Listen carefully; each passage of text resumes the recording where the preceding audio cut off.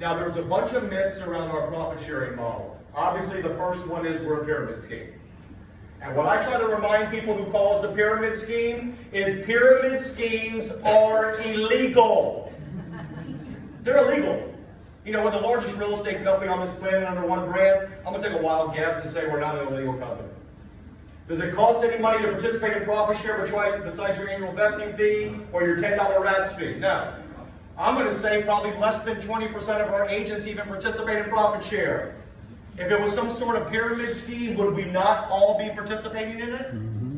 And I hope we're establishing that if you never make a cent profit share, it's still the best place to be at. It's the effect of being treated like a stakeholder, yes? Yes. Now the other big myth is that our founding agents like Dave and Georgia and Linda McKissick had the best opportunity to build wealth through profit share through our profit sharing model. And I'll just tell you right now, I could not disagree more with that. You know, Dave, you had to convince people we weren't even a legitimate business model for a real estate company, right? I mean, do we need to do that today? No. Do you guys know we were not even profitable for the first 14 years as a company, right, Georgia? I mean, we had to grow this company on faith. So guys, in the history of this company through right now, we've given back over $1.3 billion in profit share. That's pretty impressive, right? You know what's more impressive than that? I stand right up here in front of you right now and I'm going to guarantee it. We'll give back more than $1.3 billion in the next 6 years. 36 years for $1.3 billion, 6 years for the next $1.3 billion. You know what the best part about it is? Yeah, we're still the best kept secret in our company and this industry. You just wait till that secret gets out, okay? Let me take you through an example so you can see how this works. You attract an agent to KW. For the sake of this conversation, I'm going to say that agent comes to KW, they do $1 million in transactions in a month, okay? Average commission was 3%. That recruit you brought to that office generated $30,000 in gross commission income.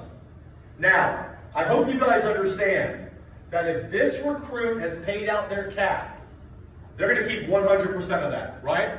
They will not be contributing any money to their office till the year starts over again and their cap resets. You with me? Yes. So doesn't that mean everybody's valued the same in the eyes of profit share too, right? Yes. A first-year capper is worth exactly the same amount of company dollar as a $20 million individual agent, right? So one of the things I try to explain to your agents when I teach profit share is this. The success of this company you have a stake in is not just rooted in being in business with the top producing agents in your market.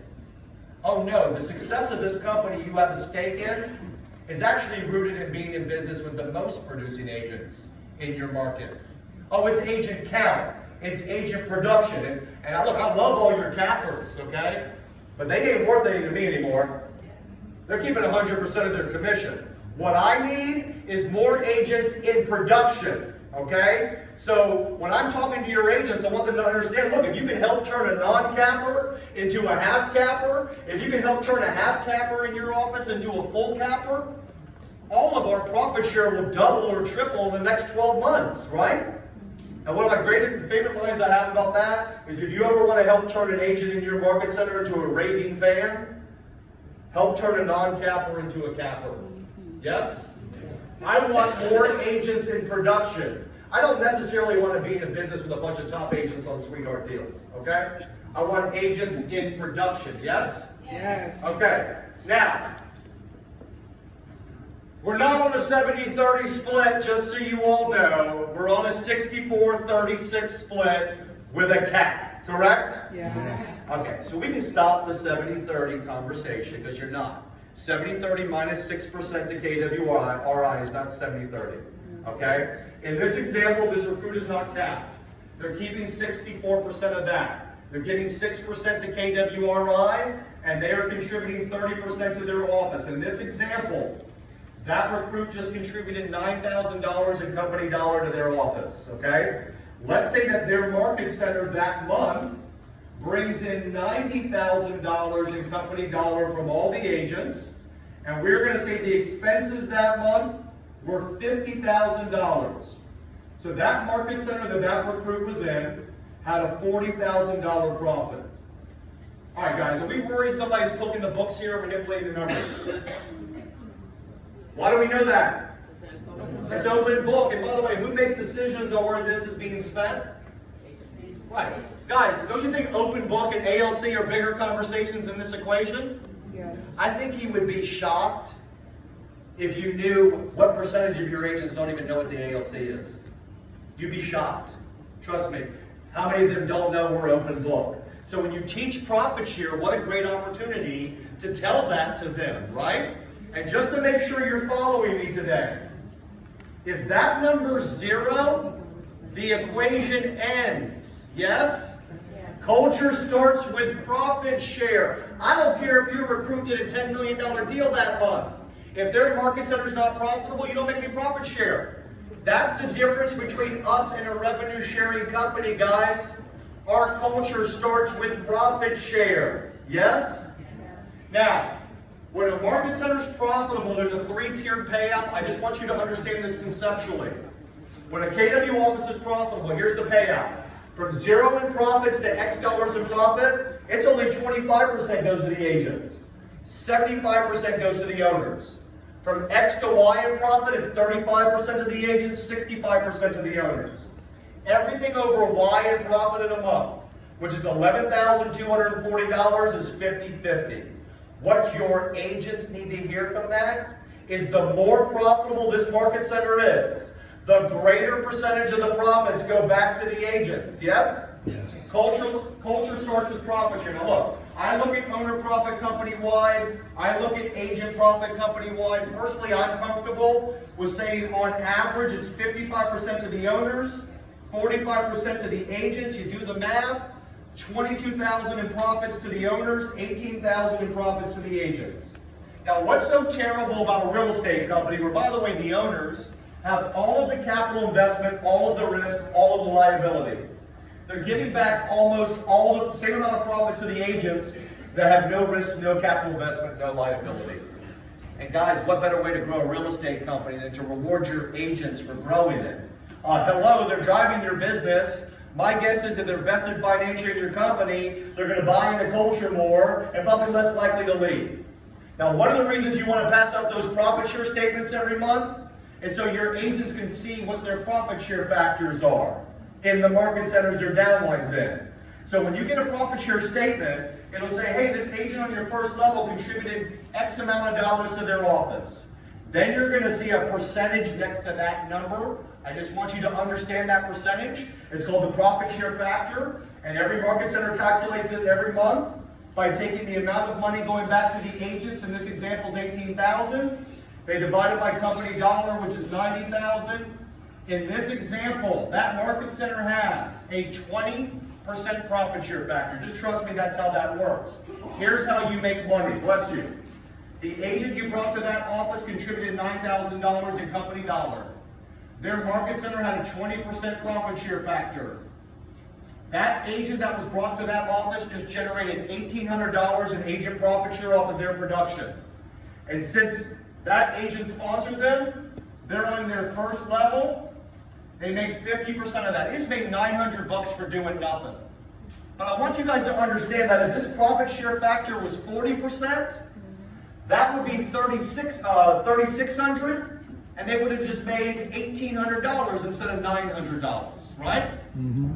The person that sponsors into KWs on their second level, they make 10% and so forth and so on. Now look, I deliberately drew this to show you your potential tree going down, but the truth is, profit share money flows up. Imagine I'm this recruit. You brought me to KW, okay? I generated $1,800 in agent profit share off of my production. That money is just going 7 levels above me, rewarding the 7 agents that brought me to KW, right? My sponsor makes 50%, my sponsor makes 10%, so forth and so on. I don't make one dime in profit share off my own production. And one thing I want to make sure your agents understand is they ain't paying their sponsors profit share. Mm-hmm. The owners of their market center are. And so I make a very important point in my class. Sponsorship has nothing to do with mentorship. And you heard Gary say it, right? I'm here to say it again. Profit share is a reward for growing KW, period, End of story. And when people in this company tell their sponsorship and mentorship together, you are diluting our model. We are all vested in everybody's success.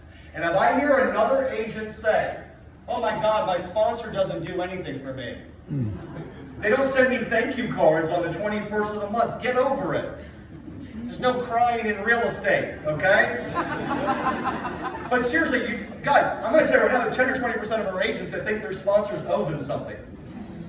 They've been told that. What? Hello, that's why I'm here today. You're the leadership, right? We need to stop this thing because I'm excited. It starts in the recruiting presentation. I mean, you read the freaking binding sponsorship agreement, which is what, 10 pages now? Gary thinks it should be 1 page, just so we all know. But it literally says on the first line, you better make sure you're picking the right sponsor because they're your sponsor for life. Oh my God. I better make the right decision. Maybe not the person who actually got me here, but this person that's going to be there for life for me. The bottom line is it's time to stop this, okay? And everybody knows you've been with KW for 3 years and one day you're vested for the rest of your life. And you better believe I will fight to the death to keep that the way it is. And I know there are people in this room that think, oh my God, an agent leaves KW for EXP and they get to keep their profit share. Yeah, that's what makes us different, guys. That's what makes us different. When you leave EXP, you don't get to take your revenue share with you. All right? And all I'm going to say is this. I'm going to say this. You can keep agents two ways. Through fear or abundance. What kind of company you want to be in business with? Because you know what? Let's keep their profit share. Hell, let's keep their listings too while we're at it. All right? I'm going to say right now is the time to be more abundant than we've ever been. Because I guarantee you this, our competition, they're not going to be abundant moving forward. All right? Now, just so you all know, and your agents need to know, if you work that $25 annual vesting fee into your will today, your estate can sponsor people to KW after you leave, after you die. All right? So that's something your agents need to work into their will. Okay. I hope that's helpful. Just understand, it's not about the equation. It's about the conversations you can have around the equation. All right? So bottom line is this, guys. If we can make our agents understand it, if we can make them believe in it, if we can make them trust it, right? We're going to build an army of stakeholders. We're going to build a moat around your agents. We're going to build a market center and a company your agents will never want or need to leave. And to finish with what Gary said, imagine what your market centers would look like if the majority of your agents were participating in profit share. What would it look like from a cultural perspective, from a growth perspective, from a retention perspective? So get out there and teach it, live it, and love it. Because after all, you all built it, and it's yours. Thank you so much.